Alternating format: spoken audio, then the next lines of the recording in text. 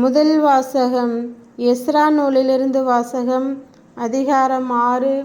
இறைவசனங்கள் 7-8, 12 மற்றும் 14-20 முடிய. கடவுளின் கோவிலை கட்டும் பணியை தடை செய்யாதிருங்கள்.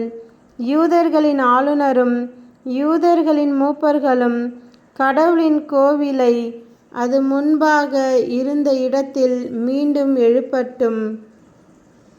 யூதர்களின் மூப்பர் கடவுளின் கோவிலை கட்டுவதற்கு நீங்கள் என்ன செய்ய வேண்டும் என்பது பற்றி ஆணை பிறப்பிக்கிறேன்.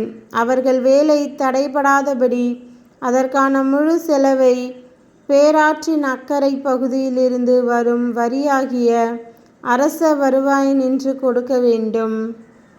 எந்த மன்னராவது மக்களாவது இவ்வாணையை மாற்றவோ எருசலேமில் உள்ள கடவுளின் கோவிலை அழிக்கவோ முற்பட்டால் தமது பெயரை அங்கு விளங்கும்படி நிலைநாட்டிய கடவுள் அவர்களை அழிப்பாராக. தாரியு என்னும் நானே இக்கட்டளையை பிறப்பித்தேன். இது சரிவர நிறைவேற்றப்படட்டும். இறைவாக்கினர் ஆகாயும் இத்தோவின் மகன் செக்கரியாவும் இறைவாக்கு உரைத்ததன் விளைவாக யூத மூப்பர்கள் கோவிலை கட்டினர். வேலையும் முன்னேறி கொண்டிருந்தது. இஸ்ரேலின் கடவுளது ஆணையாலும் பாரசீக மன்னர்களான சைரசு, தாரியு, அர்தக்சஸ்தா ஆகியோரின் கட்டளையாலும் அவர்கள் கட்டடப் பணியை முடித்தனர். மன்னர் தாரியு ஆட்சியின் 6ஆம் ஆண்டிலே அதார் திங்கள் 3ஆம் நாளிலே கோவில் வேலை நிறைவுற்றது. இஸ்ரேல் மக்கள், குருக்கள், லேவியர், அடிமைத்தனத்திலிருந்து திரும்பி வந்த ஏனையோர் கடவுளின் கோவில் அர்ப்பண விழாவை அக்களிப்புடன் கொண்டாடினார்கள். கடவுளின் கோவில் அர்ப்பண விழாவில் 100 காளைகளையும் 200 செம்மறிக்கிடாய்களையும் 400 செம்மறிக்குட்டிகளையும் ஒப்பு கொடுத்தார்கள். இஸ்ரேல்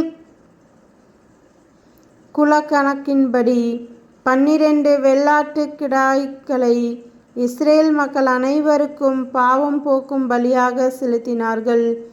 மோசேயின் நூலில் எழுதியுள்ளபடி எருசலேமில் கடவுள் பணிக்காக குருக்களை அவர்களின் பிரிவின்படியும் லேவியரை அவர்களின் துறைகளின்படியும் அவர்கள் நியமித்தனர். மேலும் அடிமைத்தனத்திலிருந்து திரும்பி வந்த மக்கள் பாஸ்கா விழாவை முதல் மாதத்தில் 14ஆம் நாள் கொண்டாடினர். குருக்களும் லேவியரும் ஒன்றிணைந்து தங்களை தூய்மைப்படுத்திக் கொண்டனர். அவர்கள் தூய்மையானார்கள். அடிமைத்தனத்திலிருந்து திரும்பி வந்திருந்த எல்லா மக்களுக்காகவும் சகோதர குருக்களுக்காகவும் தங்களுக்காகவும் அவர்கள் பாஸ்கா ஆட்டுக்குட்டியை கொன்றனர். ஆண்டவரின் அருள்வாக்கு. இறைவா உமக்கு நன்றி. நற்செய்தி வாசகம். புனித லூக்கா எழுதிய நற்செய்தியிலிருந்து வாசகம். அதிகாரம் 8, இறைவசனங்கள் 19-21 முடிய.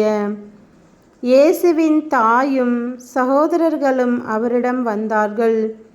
ஆனால் மக்கள் திரளாக இருந்த காரணத்தால் அவரை அணுக முடியவில்லை. உம் தாயும் சகோதரர்களும் உம்மை பார்க்க விரும்பி வெளியே நின்று கொண்டிருக்கிறார்கள் என்று அவருக்கு அறிவித்தார்கள். அவர் அவர்களை பார்த்து, இறைவார்த்தையை கேட்டு அதன்படி செயல்படுகிறவர்களே என் தாயும் என் சகோதரர்களும் ஆவார்கள் என்றார். கிறிஸ்துவின் நற்செய்தி. கிறிஸ்துவே உமக்கு புகழ்.